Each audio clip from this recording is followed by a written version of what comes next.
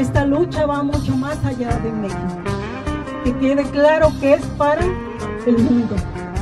Tenemos que organizar todos esos dolores que están pasando en nuestras comunidades, en nuestros pueblos.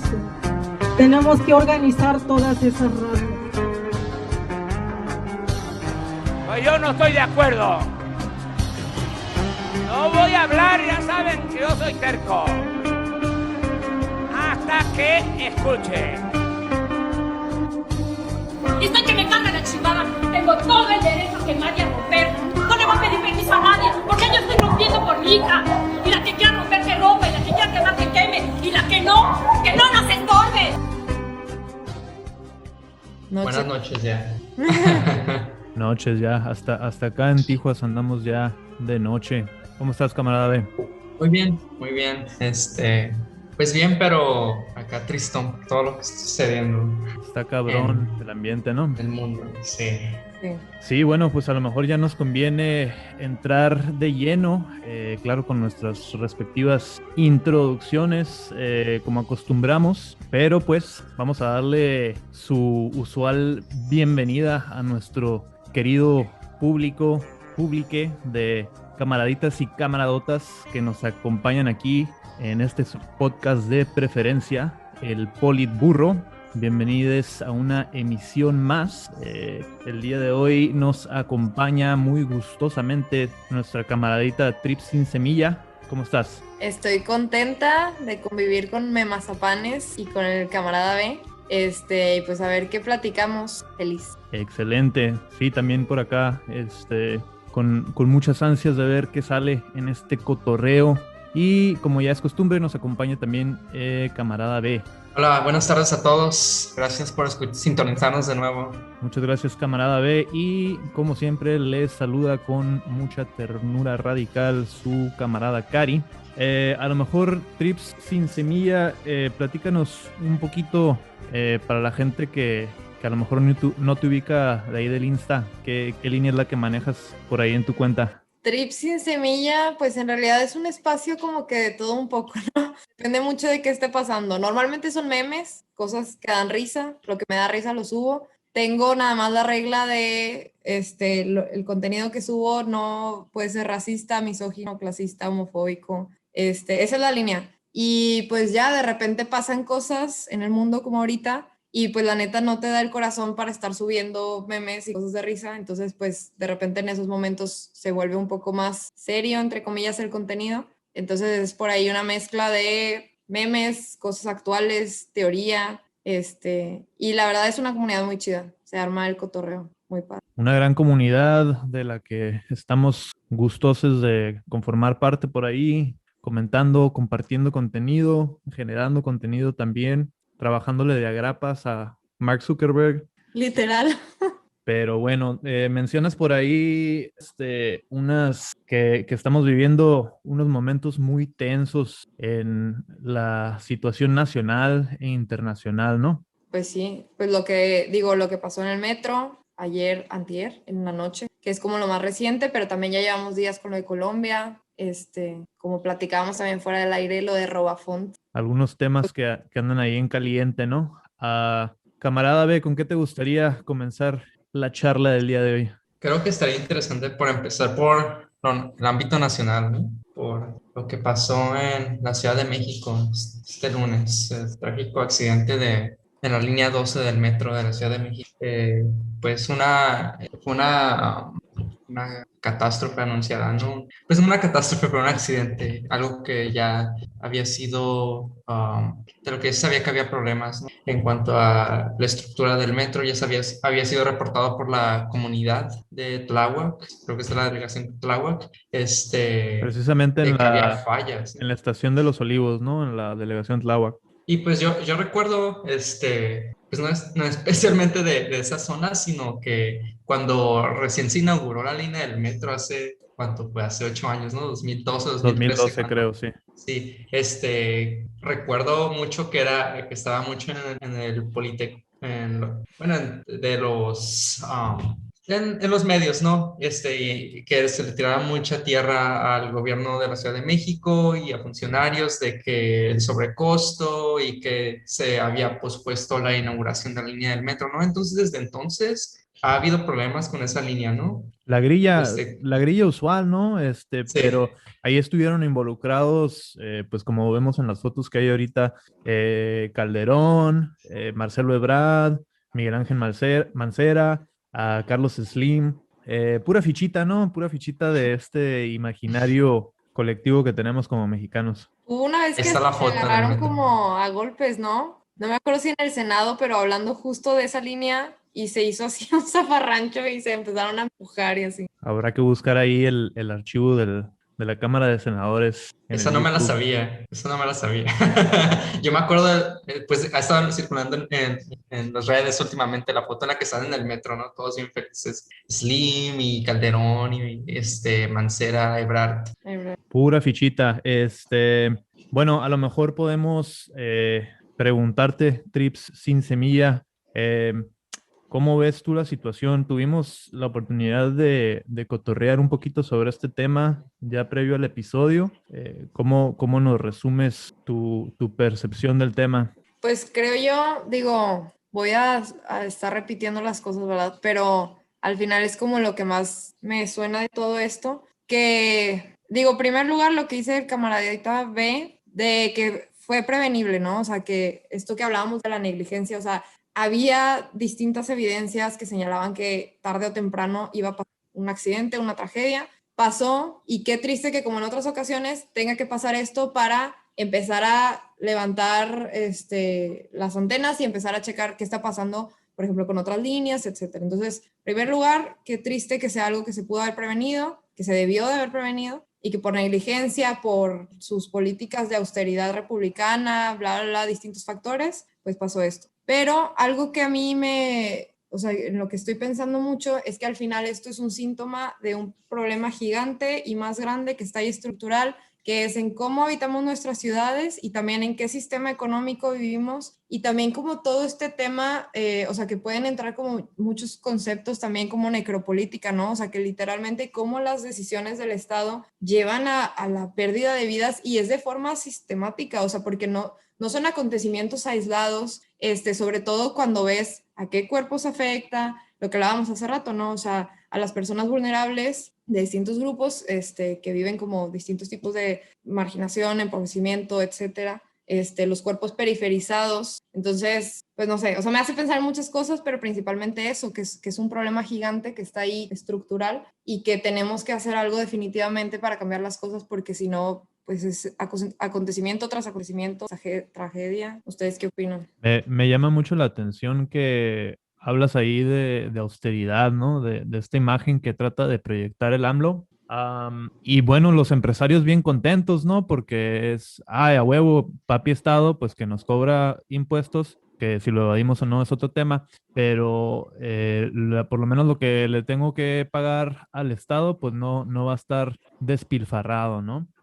Y bajo esta misma política de austeridad se amparan los gobernantes para no invertir en las cosas que realmente necesita el pueblo, ¿no? Que son las cosas que realmente, para lo que tenemos un gobierno, ¿no? O sea, ¿para qué fregados tenemos un gobierno si no es para brindarnos cierta seguridad social en la forma de infraestructura, calidad de vida, seguridad, etcétera, etcétera, ¿no? Y más aún cuando tu discurso es de izquierda y de estado de bienestar y entraste con todo este discurso de que primero los pobres con el bien por el bien de todos y bla, bla, y luego tienes políticas neoliberales de austeridad y de cash transfers y de todas las decisiones que ha hecho la 4T que como que no terminan de cuadrar. Creo ahí que también es como una continuidad, ¿no? Esa austeridad republicana realmente siempre ha existido. Pues no, esto no es algo que empieza con el gobierno de la gestión de Sheinbaum o Mancera o Ebrard o incluso López Obrador, ¿no? Cuando fue jefe de gobierno, pues al transporte público nunca se le ha dado, y bueno, y muchas otras cosas que debería proveer el gobierno. Siempre han estado, atados, ¿no? Los fondos que van para ayudar a mejorar la infraestructura urbana, ¿no? en cuanto a transporte colectivo, porque si es infraestructura para automóviles, pues ahí sí hay feria y hasta de Déjate sobra, ¿no? caer. Durante el gobierno de López Obrador como jefe de gobierno, luego Marcelo Ebrard, se invirtió mucho más dinero en construir segundos pisos para los automóviles, viaductos y demás, mejorar las vialidades para los automóviles y no se invirtió en transporte público al mismo nivel, ¿no? Siendo que en la Ciudad de México, ahorita no tengo las estadísticas claras, pero lo que tengo entendido que es el 60-70% de la población que se transporta en metro, metrobús y todo lo demás, ¿no? Solo el 30% de la población más o menos de la Ciudad de México tiene automóvil. Y aún Wow. así, esas personas tienen no nada más un automóvil, tienen dos o incluso tres automóviles en el caso de los hogares que tienen, de los deciles más altos, ¿no? Porque pues ya ves que tienen el programa de Hoy No Circulan en la Ciudad de México. Obviamente los lugares donde hay más feria tienen dos o tres automóviles para evitar eso del Hoy No Circula, ¿no? Compensan, ¿no? Compensan por estas familias que no están aprovechando la infraestructura vial que el, este grandioso gobierno neoliberal desde el PRI les ha estado brindando. Entonces, pues alguien tiene que pick up the slack, ¿no? Que está dejando la gente pobre. Una crítica que también veía ahí era que se lanzaban algunos a decir que no, que esto es culpa de, no nada más de la corrupción, sino de que el metro cobra 5 pesos y que su transporte Antes cobraba barato trae 2, cabrón, 2 pesos. Yo su, me llegué a subir con 2 pesos al metro. su transporte barato trae consecuencias, ¿no? Por eso están así las cosas, ¿no? Pero pues es una crítica absurda porque el transporte público jamás va a generar ganancias, nunca va a generar bueno, ganancias, se me fue la Sí, palabra. su motivo no Siempre, debe siempre ser operan, profit, no debe ser el profit, o siempre sea, debe operan ser el con bien público. déficit Ujú. porque requieren miles de millones de pesos en manutención. O sea, es algo que tiene que estar siendo constantemente reparado por lo mismo del uso. Son muchas personas las que lo utilizan, ¿no? Y por Y pues ejemplo, siempre, ay, perdón. no, pues, o sea, siempre debe ser subsidiado, ¿no? Y aquí critican que los subsidios al transporte público, pero lo que no critican son los subsidios al uso del automóvil, ¿no? Que hasta hace poco había subsidios en la gasolina, subsidios en un chingo de cosas que tienen los automovilistas, ¿no? Sí, y pienso en el caso de aquí en Nuevo León que, o sea, digo, al final el transporte público está mal, pero los números son bien diferentes, y como lo decía hace rato, el veintitantos por ciento de la población se mueve en el transporte público, así como diariamente. Entonces estás hablando de que una ciudad de casi 5 millones de personas, o sea, con toda el área metropolitana, el 70 y tantos % se mueve en carro. Entonces, evidentemente es un caos. Y por ejemplo aquí el problema es que el transporte público es muy caro, o sea, una tarifa de camión, por ejemplo, te cuesta 12 pesos, y luego aparte, pues hay gente que obviamente usa 2 o 3 camiones para llegar a su trabajo y no es como algunas zonas metropolitanas que tienen como sistemas integrales de transporte público, de bueno, pagas y te dura, no sé, cierto tiempo y puedes usar distintos traslados, o sea, aquí tienes que pagar cada uno, entonces a veces para llegar a tu trabajo ya pagaste, no sé, 36 pesos, entonces es muy caro y aparte siempre hay dramas porque nuestro precioso gobernador, el Bronco, siempre se está peleando con los camioneros porque los del sindicato que dicen que no ganan dinero y bla, bla, y es justo por esta visión de que lo ven como un negocio. Y entonces hace unos meses lo querían subir a 18 pesos la tarifa, que porque apenas con eso iba a haber ganancia. Y es como, espérate, güey, no es un negocio, o sea, tiene que estar subsidiado porque es un servicio público, pero no les puedes hacer entender eso porque están ahí todos sus compadres y no les conviene pues perder. Claro, se quiere entender todo con la lógica capitalista neoliberal de el profit, ¿no? La ganancia. Y bueno, a lo mejor lo que nos faltó ahondar previamente, Trips, y que podemos hacer a lo mejor un poquito más en este podcast, es el abordar el tema este de las ciudades diseñadas para los automóviles, ¿no? Como ya mencionamos, hay enormes subsidios e inversión del Estado para soportar esta infraestructura para los automóviles y pues esto va acompañado de una visión a lo mejor ya lo decía yo, un poquito cultural que tiene que ver con el consumismo, con toda esta aspiración que nos comunican los medios, ¿no? Que queremos ser como Estados Unidos y el americano, cada uno quiere tener su troca, y ese sentimiento se va transminando culturalmente hacia nosotros también, ¿no? Y hacia las ciudades de toda América Latina. O sea, realmente somos un continente nuevo y nuestras urbes están desafortunadamente planeadas, diseñadas y construidas para los automóviles y no para las personas, ¿no? Podemos ver muchos ejemplos europeos o asiáticos donde no es el caso, ¿no? Y la calidad de vida que tienen las personas, pues hay muchos factores por los que es mejor, pero uno de ellos es la infraestructura que les brinda la ciudad donde viven, ¿no? Donde no sufren de vivir en la periferia, no sufren de estar privados de el acceso a los servicios que toda esta inversión estatal le ha brindado a estos pocos privilegiados, y porque son ciudades que están diseñadas desde antes de que existiera el automóvil, ¿no? Son ciudades que están pensadas para las personas que habitan estas ciudades y es algo que se nos olvidó a nosotros cuando empezamos a construir nuestras ciudades a partir de la comercialización del automóvil. Y pues se creó esta corriente de urbanismo que hoy nos damos cuenta que no funciona, ¿no? Está el caso muy claro de Ciudad Satélite, que es un lugar de la Ciudad de México completamente inaccesible para el peatón. O sea, necesitas forzosamente trasladarte en automóvil. Claro que sí hay sus rutas de acceso en transporte público, pero pues está esa ciudad diseñada para percibirse desde la perspectiva del automóvil, ¿no? Incluso este monumento de las torres de Barragán está diseñado para entenderse desde la perspectiva de un automovilista, ¿no? Y asimismo, estando en esa zona, no hay por dónde caminar, no hay infraestructura para el peatón, es muy poca la infraestructura para el peatón, muy poca la infraestructura para el usuario del transporte público. Y bueno, eso es un ejemplo, ¿no? que doy para ejemplificar cómo esa escala se replica a todos los lugares del país, ¿no?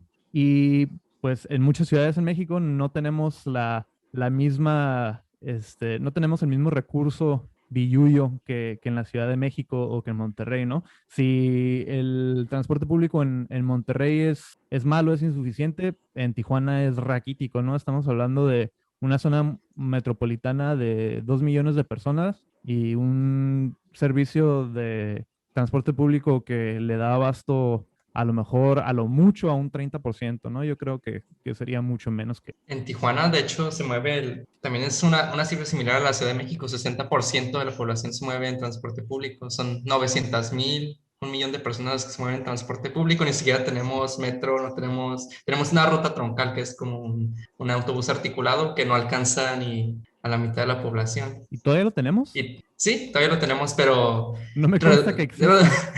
Redujeron, como no hay presupuesto, de nuevo la austeridad, redujeron el presupuesto para este sistema por parte del municipio y nada más hay como un viaje cada hora de un lado al otro de la ciudad. Es inservible, o sea, es una línea que se invirtieron millones en ella y como se dieron cuenta que no puede ser negocio, la abandonaron completamente y que funciona ahí por mientras, ¿no?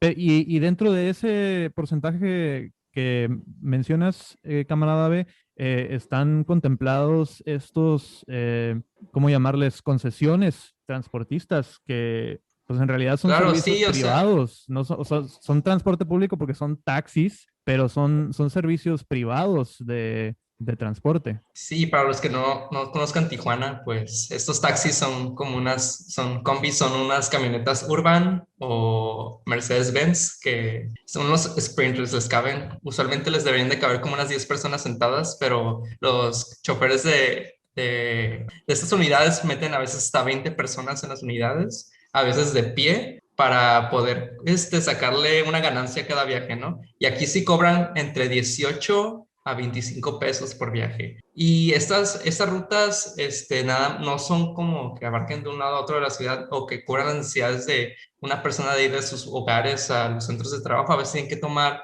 una o dos por viaje. Eso quiere decir que a veces hay personas que tienen que tomar 4 de estos viajes, que gastan unos 80, 100 pesos al día en transporte público, ¿no? De Es lo un más servicio de común, ¿no? transporte nefasto. Que tengas que tomar 2 o más rutas de este transporte que realmente es privado y que te cobran, o sea, mínimo, la última vez que yo me subí eran 12, pero ya estoy seguro que ya es más, cobran más. Sí, son entre 15 a 25 pesos lo que te cobra el viaje. Sí, Es entonces demasiado. realmente, y sí, podrías decir que aquí en la frontera el salario mínimo es más alto, pero realmente no, a las personas no les alcanza.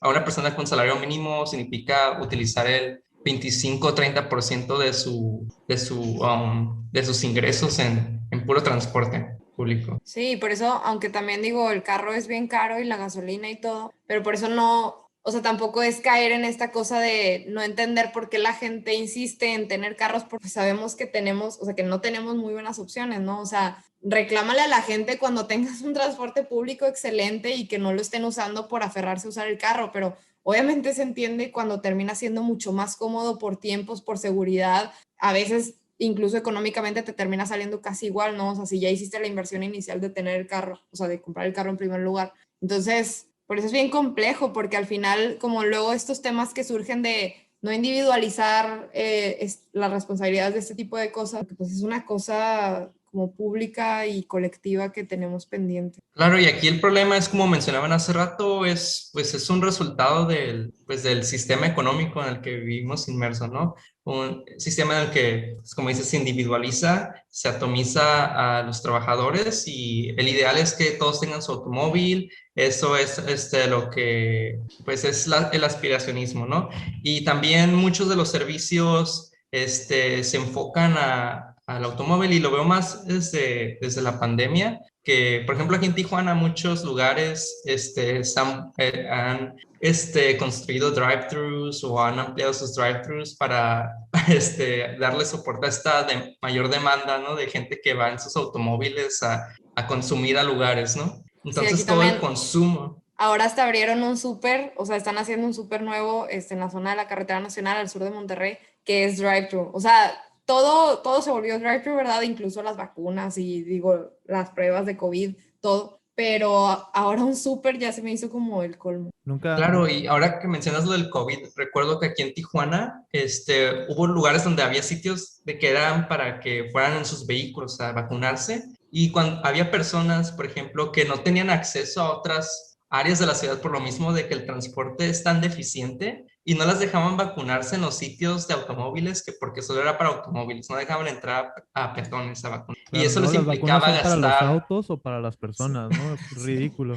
Sí, pienso también, bueno, en esto que hablamos como de aspiracionismo, que es como la parte individual, ¿no? De aspirar a tener un carro, a poder moverme, o sea, esta idea que nos han dicho de ser dueño de tus tiempos, de pues todo lo que conlleva tener un carro, como este concepto que nos vendieron en la publicidad de mercadotecnia, pero también aspiracionismo como ciudades, o sea, porque luego está bien interesante como este fenómeno de las ciudades beta y las ciudades no sé qué, y lo cosmopolita y lo metropolitano y todo esto que suena así muy futurista y muy wow, muy moderno, o sea, como todas estas promesas de la modernidad. Y que aquí en Monterrey, por ejemplo, ahorita se está viendo, hubo así como un boom de construcción vertical, porque hasta hace poco Monterrey era buleada por ser la ciudad chaparra y gorda, ¿no? O sea, que no tenía casi rascacielos a comparación de Ciudad de México y Guadalajara en algún punto. Entonces, el gobierno empezó a subsidiar y a dar dinero a lo güey, a desarrolladores, a inmobiliarias, para construir edificios gigantes. Obviamente los fueron poniendo en zonas donde hay acumulación de capital, o en zonas caras, en San Pedro, y que son edificios que hoy están vacíos en la mayoría porque a muy poco porcentaje de la población le alcanza para pagar esas rentas. En algunos hay oficinas, pero, o sea, muchos están vacíos y de verdad es una burbuja de tiempo. O sea, yo amo Monterrey, pero me sorprende porque a veces digo, ¿cómo puede ser real esta ciudad? O sea, muy distópica. Y en cualquier momento va a colapsar. O sea, están estos edificios gigantes que la torre más alta de América Latina, porque están así nada más compitiendo también, pienso en falocentrismo y, o sea, de verdad, de que ver quién tiene la torre más alta. Y luego están vacías y aparte hacen un caos en la vialidad y en temas de movilidad. Y todo por esta competencia y aspiracionismo de tenemos que ser como las ciudades gringas y de primer mundo y vernos muy modernos y muy futuristas. Entonces es un caos. Ahora que mencionas lo del falocentrismo, recuerdo a los grupos que hay en Facebook, que hay como de cada ciudad de México. Skyscraper City, Tijuana. Skyscraper City, Monterrey. Ciudad de no México. no eres un buen arquitecto a menos que estés comentando diariamente en estos foros para evaluar. Cualquier pendejo puede meterse ahí para evaluar cuál es el mejor rascacielos de tu ciudad. ¿Cuál es el que se ve más bonito? ¿Cuál es el más alto? El que tiene más lucecitas y más colores. Y nada más por eso quiere decir que tu ciudad está bien. Que estén construyendo más edificios de condominios con lucecitas y todo. Eso quiere decir que estamos progresando, que hay desarrollo económico, que todo va apuntando muy bien. El más Check. perrón. Derecho a la ciudad. Lo logramos. A huevo, a huevo. Sí, pues no, o sea, en la mente aspiracionista lo que queremos como ciudad es parecernos más y más a Nueva York, ¿no? Y pues, ¿qué es Nueva York? Este conjunto de edificios, ¿no? Ahorita que mencionaste también me llamó la atención y me acordé de este artículo de The Guardian, que a lo mejor ponemos por ahí en la descripción, que se titula algo así como edificios que apuntan hacia arriba, eyaculando hacia el cielo. Las ciudades tienen que ser tan sexistas. Y a lo mejor suena chistoso y un poquito ridículo, ¿no? Pero algo de verdad tiene, ¿no? O sea, realmente la obsesión con como alardeo por ver quién tiene el rascacielos más grande, pues tiene sus raíces en el patriarcado, pienso yo, ¿no? Sí, claro que es patriarcal y es donde vemos súper clara como esta imbricación de, digo que para todos los temas, ¿verdad? Pero patriarcado, colonialismo y capitalismo y se juntan y nace este bebé. Y en esto de que queremos ser Nueva York, también es como, sí, y porque qué historias nos han contado en Nueva York, ¿verdad? Y por qué no nos cuentan de la precarización de los polígonos de pobreza, de las periferias, o sea, y como esto de narrativas y contranarrativas, o sea, qué historias escuchamos y qué historias nos venden y qué historias se hacen mainstream y qué otras historias, pues no salen a la luz porque no les conviene, pero pues nos han vendido algo falso. Sí, la mayoría lo único que conoce es lo que vieron en Friends, lo que vieron en Hollywood.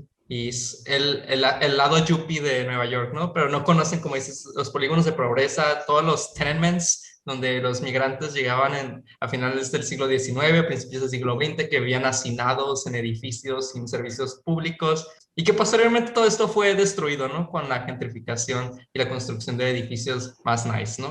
Camarada B, me estás diciendo que un actor desempleado y no me acuerdo qué hacía Chandler, no pueden costear un departamento de 120 metros cuadrados en Manhattan. Probablemente con ayuda de sus padres, y creo que sí la recibían, ¿no? Porque los papás de Chandler vivían como en Long Island, algo así, tenían una casona y no sé qué tanto. Eran de feria. Chandler era como corredor de bolsa, ¿no? ¿A qué se dedicaba ese güey? La verdad no me acuerdo. No mames, lo estoy confundiendo con Mónica, con la familia de Mónica y de Ross. Ellos eran los ricos, los ricachones. Ah, sí, ellos eran riquillos. Simón, ellos eran los juniors. Pero bueno, bueno, a lo mejor aquí es un buen momento para hacer la intermisión. Vamos a tomarnos nuestro pequeño break mandatorio y en unos momentos más regresamos.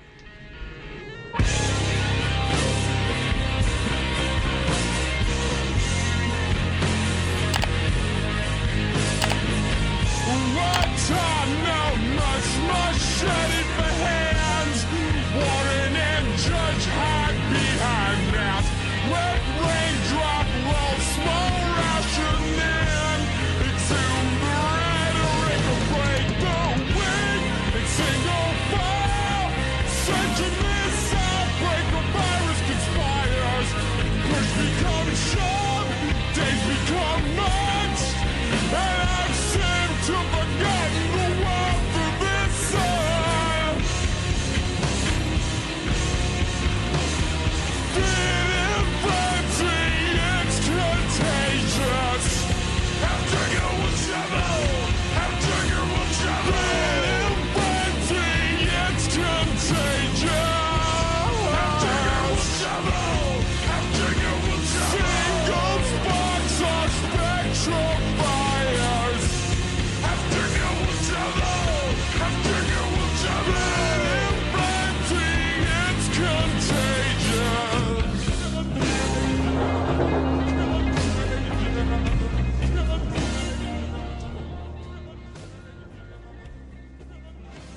Va, pues le voy a dar aquí el record.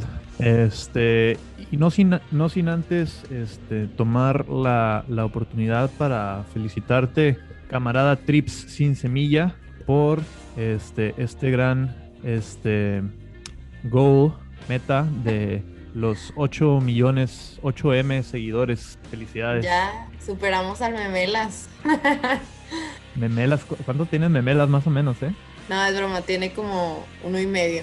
1.5, pues comparado con 8, Sí. ahí va, ¿no? Claro que sí. Ahí va, ni se diga. Y de aquí para el Real, como dicen por ahí, ¿no? No, la neta sí estoy muy contenta, o sea, no me lo esperaba. Está chido el cotorreo con la gente. Puro cotorreo arremangado, diría nuestro compa el Chalino Marx.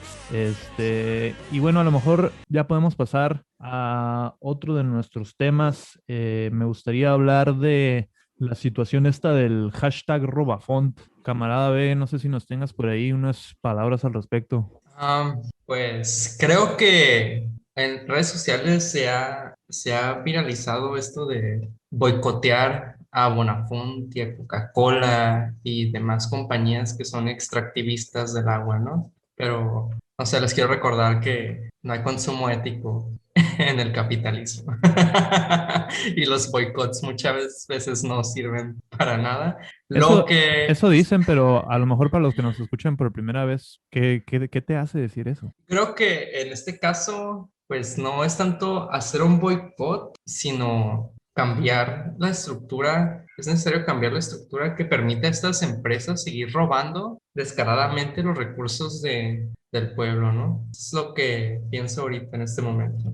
¿Qué es lo que ustedes piensan sobre Bonafont, Robafont y demás compañías que extraen el agua? No nada más en Oaxaca, sino en diferentes estados hay embotelladoras. Aquí en Tijuana, por ejemplo, tenemos a la Coca-Cola, a PepsiCo, A en Tecate, Tecate digo, tenemos a la Heineken, en Mexicali nos querían poner a Constellation Brands, que solo iba a producir y embotellar cerveza para ser exportada totalmente al mercado de Estados Unidos, en una zona donde no tenemos agua y que toda nuestra agua en Baja California viene del río Colorado. Yo digo que Es puro agua que carta blanca, compartimos. ¿o no?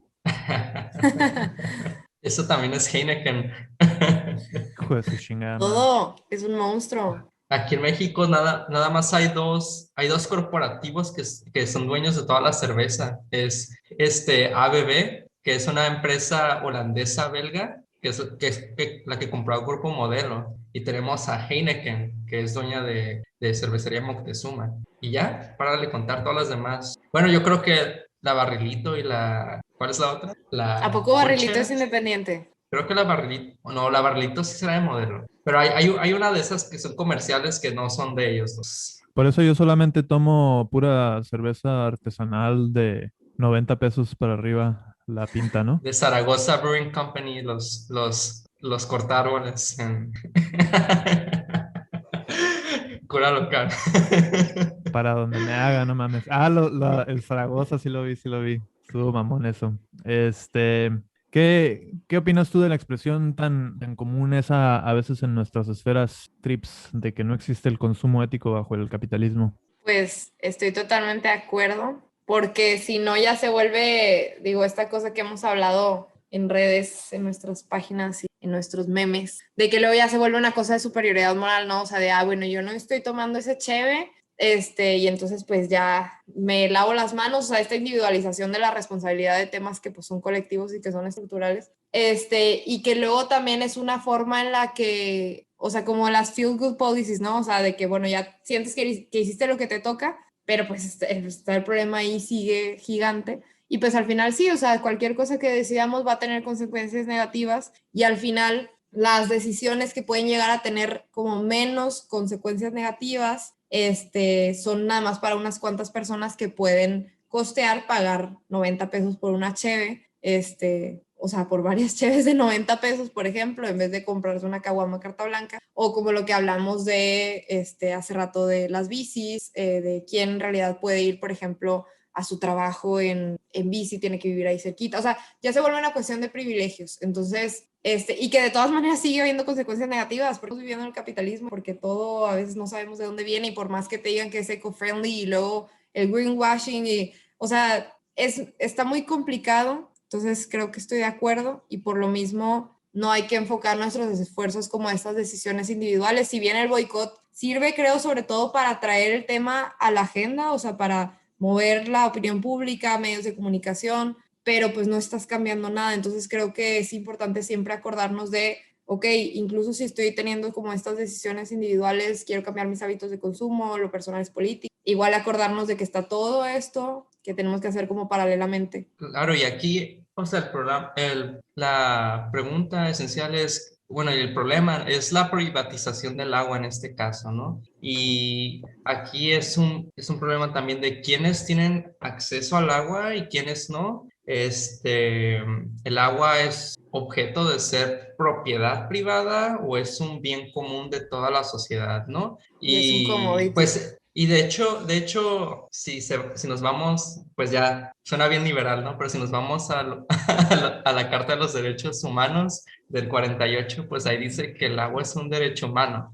Entonces, es algo que tiene que ser garantizado por todos los estados, que sus poblaciones tengan acceso al agua. Al igual que muchas otras cosas que realmente no se respetan de esa Carta de Derechos Humanos, ¿no? Es el problema del Y derechos liberalismo, ¿no? económicos y sociales. El Pues sí, problema del liberalismo es que tiene un chingo de estatutos acá bien bonitos y que en sentido lógico, claro que sí, o sea, como humano te apela este sentido de compasión que tienes. Claro que todas las personas deberían tener derecho de acceso al agua, claro que todas las personas deberían tener derecho a una educación de calidad, a un servicio salubre de calidad. Pero en la realidad, pues la misma estructura liberal, político-económica, permite que se pase por encima de estos estatutos para el favor de la empresa privada, ¿no? Y que también estamos viendo, o sea, como, digo, me acuerdo en unas clases que tenía justo como de gestión de recursos naturales y de gobernanza en estos temas, el maestro nos decía, pues era un señor ya más grande, que cuando él estaba creciendo, ¿quién iba a creer que en algún, o sea, que en algún punto en el futuro te iban a vender agua en botellas de plástico? O sea, era algo ilógico, que no se te podía ocurrir, como si ahorita te dicen, en 5 o 10 años te voy a vender aire en empaques de plástico, o sea, algo que no se te ocurre, que no tiene sentido, que encuentras hasta estúpido.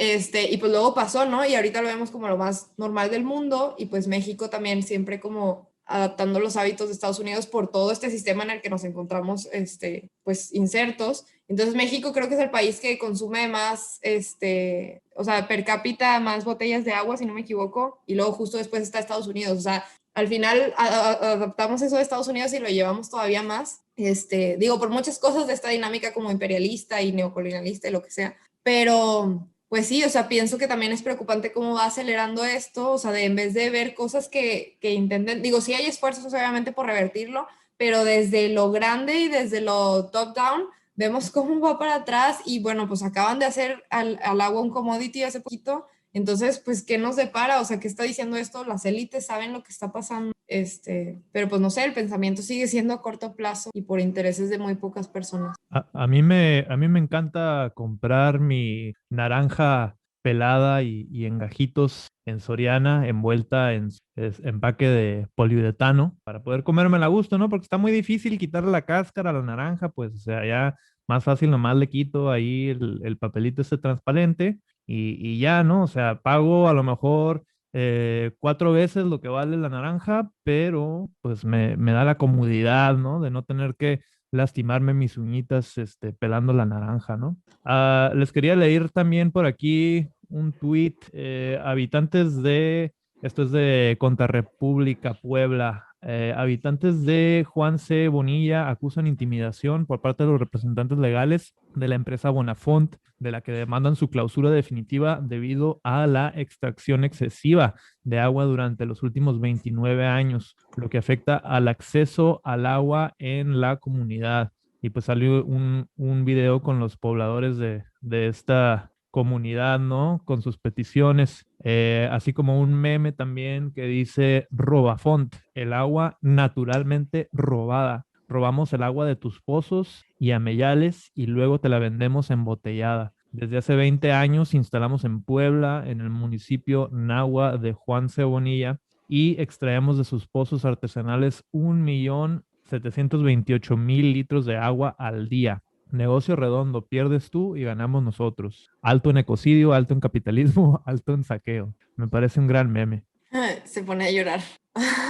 Sí, no, Y totalmente. pues, y no nada más es Bonafont, pero también hay como todo este mercado de botellas de aguas gourmet o trendy, agua de lujo. Primero era la Fiji, pero ahora el Fiji era como el mama hace como 15 años o 10 años y ahora es como hay otras cosas, La de Juan otras Pazurita. botellas. ¿Cuál dices? No sé cuál es. La de Juan Pazurita. No han visto todo el mame estos días que Juan Pazurita sacó su marca de agua justo en estos días, en medio de toda esta discusión. Y también es agua así como alcalina y no sé qué, o sea, obviamente va a ser un agua que está cara, entonces pues todo el mundo también dijo, ¿qué pedo con este pendejo? Perdón por las palabras.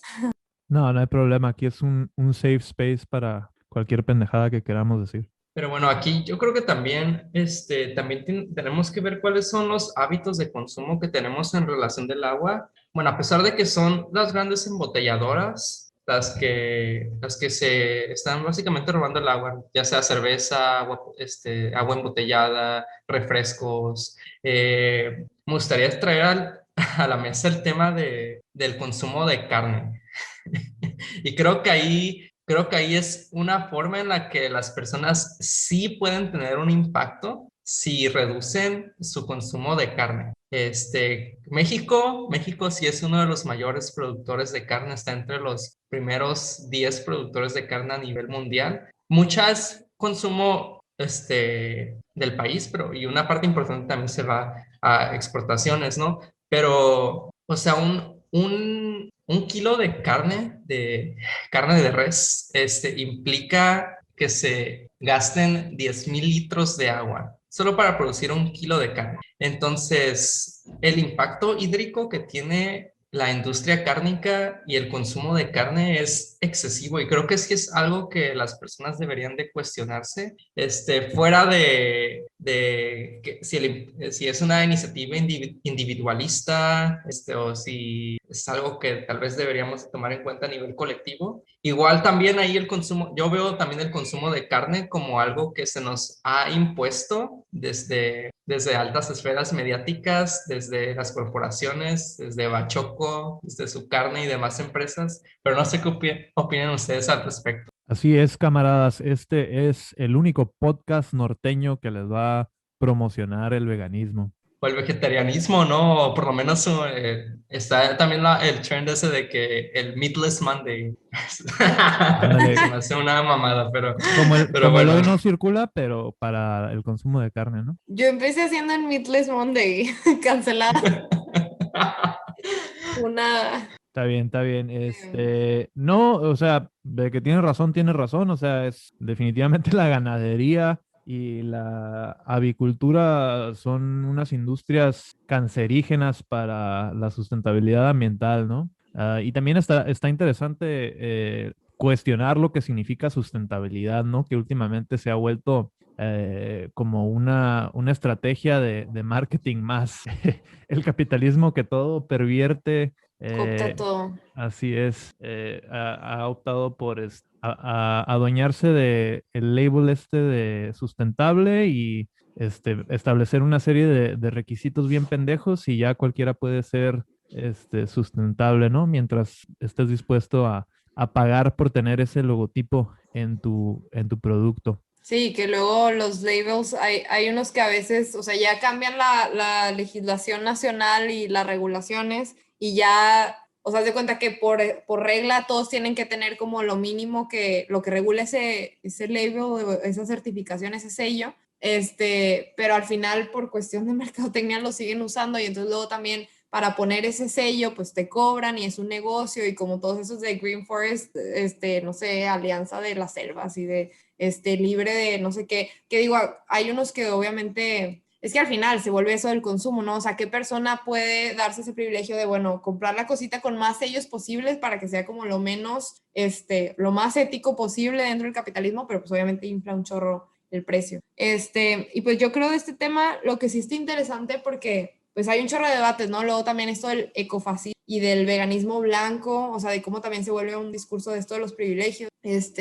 Y pues creo que lo importante es también pensar un poquito en que el problema tal vez no es consumir carne en sí, sino que consumimos carne bajo el modelo de producción capitalista, neoliberal, bla, bla, bla. O sea, igual que con las otras cosas, ¿no? Porque también tenemos ejemplos de poblaciones, de grupos étnicos que consumían carne de manera responsable y en total balance con el medio ambiente. Entonces es cuando te preguntas o te pones a pensar, pues más bien tal vez no es, o sea, el problema no es comer carne, sino cómo la estamos produciendo. Y obviamente que también, como dicen, pues qué intereses hay y que se nos ha impuesto como esta cultura de la carne y todo lo que representa, y se mezcla también con cosas de género, sobre todo aquí en el norte, ¿no? O sea, todo lo de la carne es algo muy masculino, y entonces empieza a tener que ver con muchas cosas, y sí hay un aumento que preocupa, sobre todo, por ejemplo, estaba leyendo que en China, o sea, era exagerado cómo le llamaban la carnificación de las dietas, y en China, siendo un país con una población tan grande, pues preocupaba que el aumento de carne per cápita estuviera aumentando tanto, o sea, el consumo anual de carne estaba aumentando, no sé, no me acuerdo el porcentaje, pero exagerado comparado con hace 30 años, porque estaban siguiendo como la dieta estadounidense, que es así como mucha carne y como algo chido y algo de estatus, y también pues qué pasa cuando alguien sube, como cuando tiene movilidad social, empieza a consumir más carne. Entonces, como que hay un chorro de cosas atravesadas, pero pues sí, definitivamente creo que lo que urge es como replantearnos toda la manera en la que estamos produciendo la carne, y por lo pronto creo que es como un paliativo, un shortcut de decir, bueno, pues le bajamos a nuestro consumo de carne porque es algo urgente, pero creo que igual el problema de raíz sigue siendo como la forma en la que lo producimos. Están atacando la sociedad occidental. Yo como pura carne todos los días, no como nada de frutas ni vegetales. Y solamente soy adicto a mis benzos, pero estoy completamente bien. Es mi imitación de Jordan Peterson, ¿no? Literal como el Ron Swanson, no sé si vieron Parks and Rec, pero el Ron Swanson pues es como esa idea de todo lo gringo y todos estos valores que pues han exportado y hemos importado a muchos lados del mundo. Sí, completamente, ¿no? Un personaje que estaba obsesionado con el tocino. ¿No vieron este documental de Netflix de Seaspiracy? Como conspiración, pero con sí de mar al principio. No, había uno de Cowspiracy, ¿no? Ah, a lo mejor de ahí agarraron el nombre, fíjate. Porque creo que acaba de salir y está medio menso el filmmaker. Tiene así como una actitud de que, oh, no me imaginaba que esto pudiera estar pasando en nuestros océanos. Joder. Pero sí vale la pena verlo porque sí te muestra qué tan cabrón está este pedo de extractivismo capitalista de los océanos, ¿no?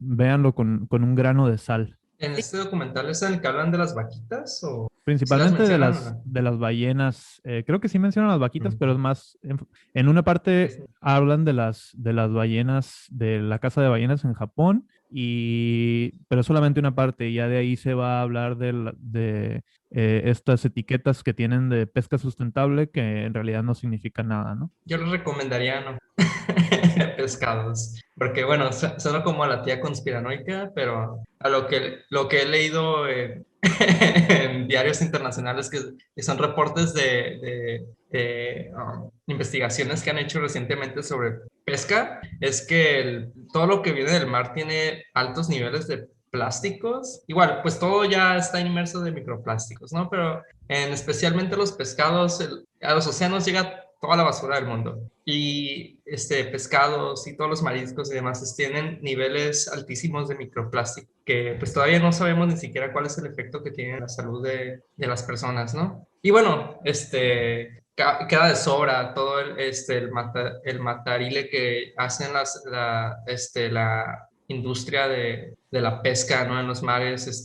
para sacar atún, para sacar otros, peces comerciales, matan delfines, matan tiburones, matan ballenas, usan estas redes de arrastre que además destruyen corales, destruyen todo, arrecifes y todo. Entonces, pues, realmente aquí volvemos a lo que decía Trip sin semillas. El problema es la forma en la que consumimos las cosas, ¿no? es todo este sistema de consumo capitalista que pues realmente nos relega a solo, valga la redundancia, consumir, ¿no? Consumir, consumir, consumir.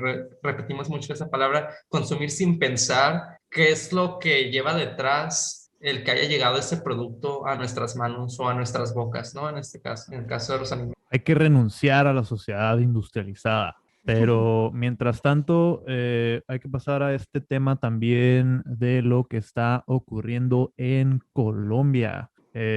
Tristemente se han visto por ahí varios lives, varios TikToks de las situaciones de violencia por parte del Estado que están viviendo algunas personas en todos lados de Colombia. Camarada Ben, no sé si has visto por ahí algo sobre esto.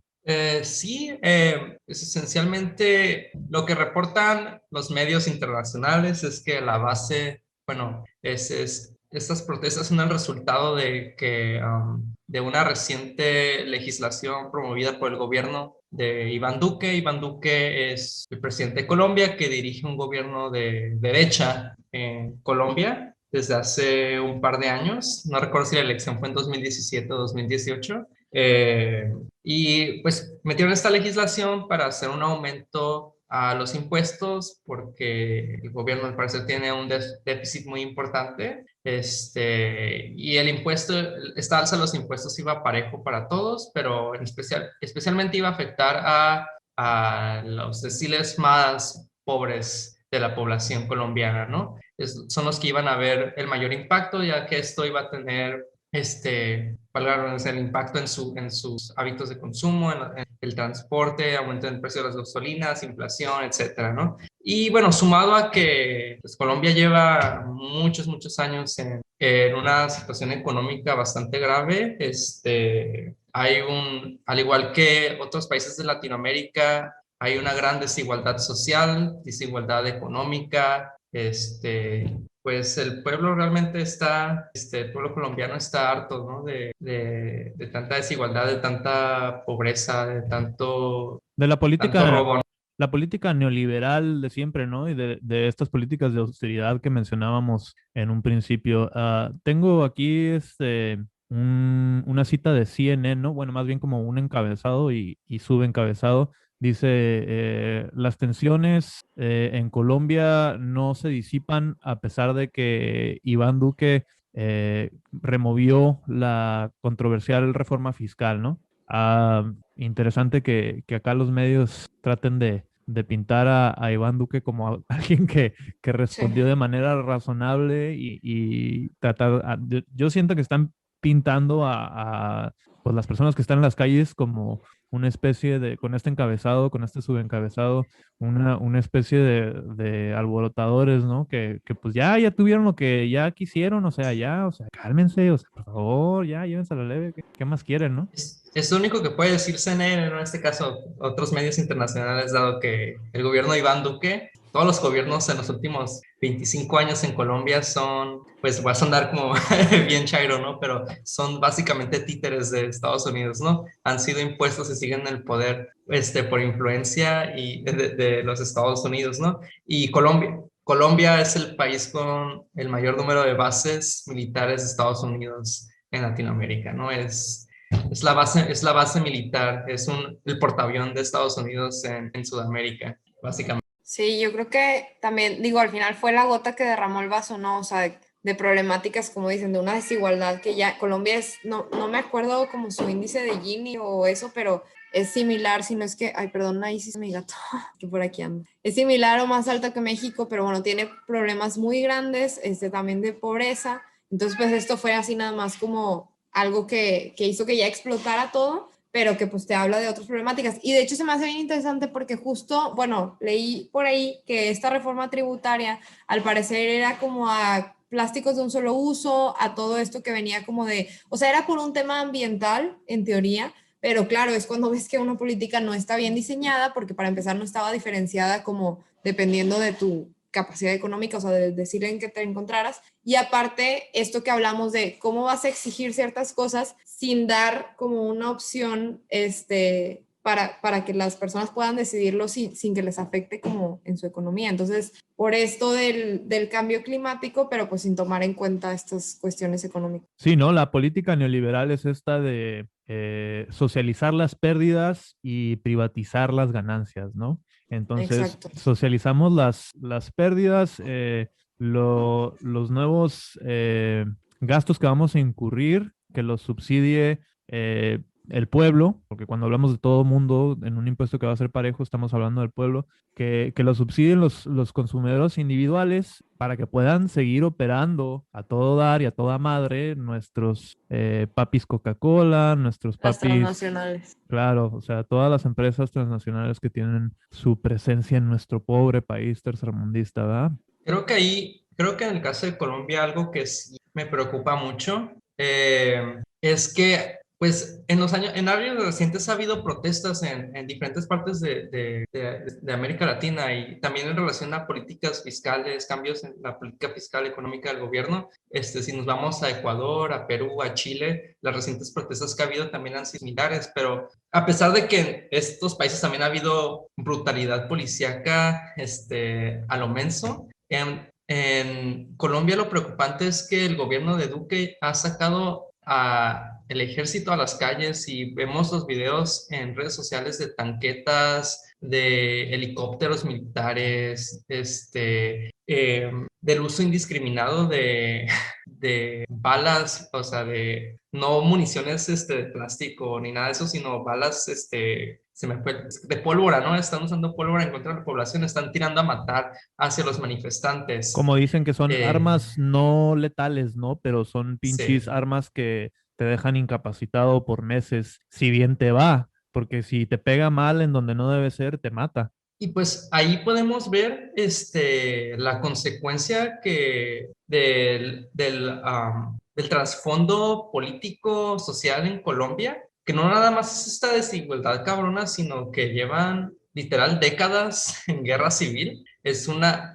Los políticos no te van a decir que es una guerra civil, pero básicamente es eso, la guerra del gobierno contra el Ejército de Liberación Nacional, contra las FARC, contra movimientos de izquierda radical, revolucionarios, que obviamente es apoyada por Estados Unidos, ¿no? Esta guerra apoya al gobierno de Colombia, al gobierno en turno que está contra estas personas que intentan generar un cambio. ¿Y qué es lo que protege obviamente Estados Unidos? Ahí son sus intereses, ¿no? Nada más la extracción de recursos naturales, como, no sé, se me va qué es lo que tienen en Colombia, pero la coca, ¿no? Tienen Producto, un chingo de gente que trabaja por bien barato comparado con Estados Unidos. aparte, pero se me viene a la mente la coca y aquí tiene que ver también el narcotráfico, y pues es un problema muy, muy cabrón. Creo que el problema que hay en Colombia está mucho peor que el que tenemos aquí en México.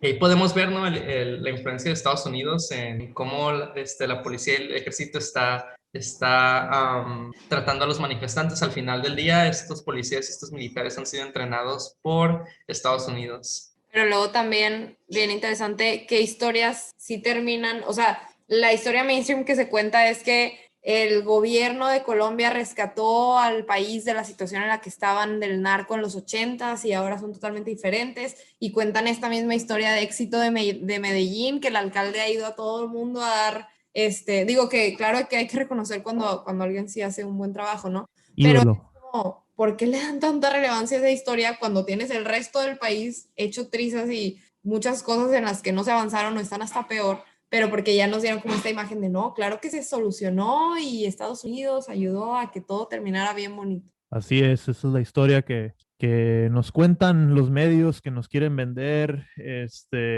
los intereses transnacionales. Creo que tengo que agregar que tristemente, como se aprecia en los videos en redes sociales, vivimos en una época de la militarización de las fuerzas policíacas, que idealmente la policía debería ser un instrumento local para preservar la seguridad de los miembros de la comunidad, ¿no? Y tristemente es la comercialización la comodificación de todos estos instrumentos tácticos de chalecos antibalas, pistolas con balas de goma, etcétera, etcétera, gases lacrimógenos, todos producidos en Estados Unidos, por cierto, se ha vuelto tan fácil de tener y tan fácil de comprar por los gobiernos que ahora sí están sacando sus garras y quieren mantener su poder, que se están dando todos estos casos de abusos por parte del Estado, ¿no? Ahorita en Colombia, el año pasado fue en Chile y bueno, y el año pasado y todavía ahorita se sigue viviendo en Estados Unidos, ¿no? La situación de los abusos policiales y por estos long arm of the law, ¿no? Tristemente estamos llegando ya al fin de nuestro programa. A lo mejor vamos a ahondar en este tema, ya que nos encanta tirarle mierda a la policía en nuestro contenido extra del Patreon, pero por ahora vamos a dejarlo hasta aquí. Camarada Trips sin semillas, sin semilla, ¿qué plug nos quieres dejar por ahí? ¿Dónde la gente te puede encontrar? Cualquier anuncio que nos quieras dejar es nuestro segmento, nenis. Pues nada más, @trips_sin semilla. Creo que es la cuenta, ni me acuerdo si es guión bajo, creo que sí. Confirmo. Sí, bien mal. No, pero muchas gracias por la invitación. Estuvo muy padre el cotorreo, los temas. Ahí cuando quieran, a mí también siempre me gusta tirarle caca a Estados Unidos, al imperialismo, a todo esto. Entonces, pues mil gracias por el espacio. Y pues sí, ahí @trips_sin_semilla para que vean. Excelente, muchas gracias, camarada. Camarada B, ¿algo que nos quieras dejar? Sigan la página de PETA en Instagram. No, no es cierto. No, pues síganos, sigan a Memazapanes en las redes sociales, como les va a comentar el camarada Cari. Y gracias por escuchar nuestro podcast. Gracias por seguirnos escuchando después de 10, 11 episodios que llevamos hasta ahora. Cuídense y el COVID sigue aquí. Síganos usando cubrebocas, vacúnense si no puedan. Excelente, camaradita. Así es, Memazapanes en todas nuestras redes sociales, Memazapanes en Instagram. Ahí pueden encontrar nuestro Linktree con acceso a Facebook, al grupo de Facebook, a nuestro contenido de Patreon, a nuestro podcast El Polit Burro. Compártalo con sus amigos, conocidos, familiares, enemigos, mortales y demás. Y bueno, ya nos veremos a la próxima. Por ahora decimos Das Vidania. Das Vidania. Bye. Desde el cielo cayó una caguama. Desde el cielo cayó una caguama.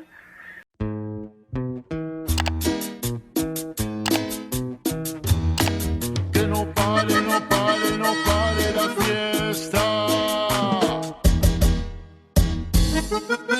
Y este es un homenaje para todos los obreros. De parte de Carta Blanca.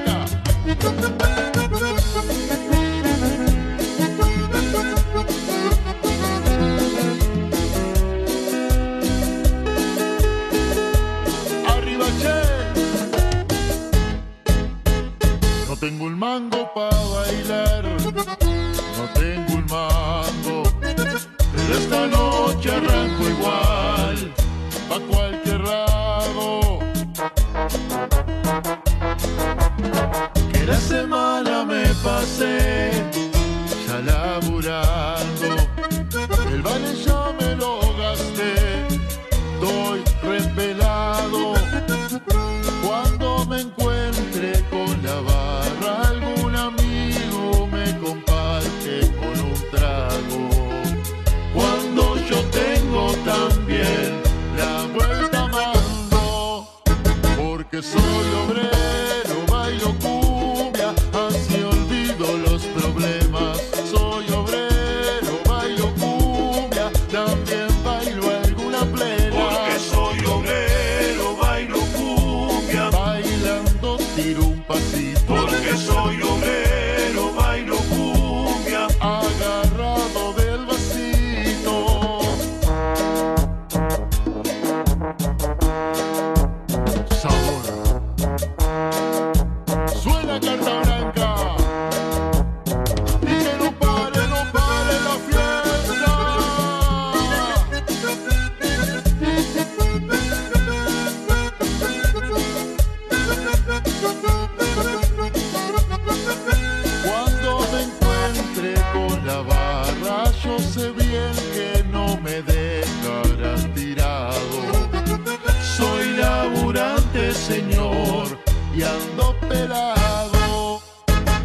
porque soy obrero, bailo cumbia, así olvido los problemas. Soy obrero, bailo cumbia, también bailo alguna plena. Porque soy obrero, bailo cumbia, Bailando tiro un pasito. porque soy obrero, bailo cumbia, Agarrado del vasito, suavecito, mueve la cadera y baja,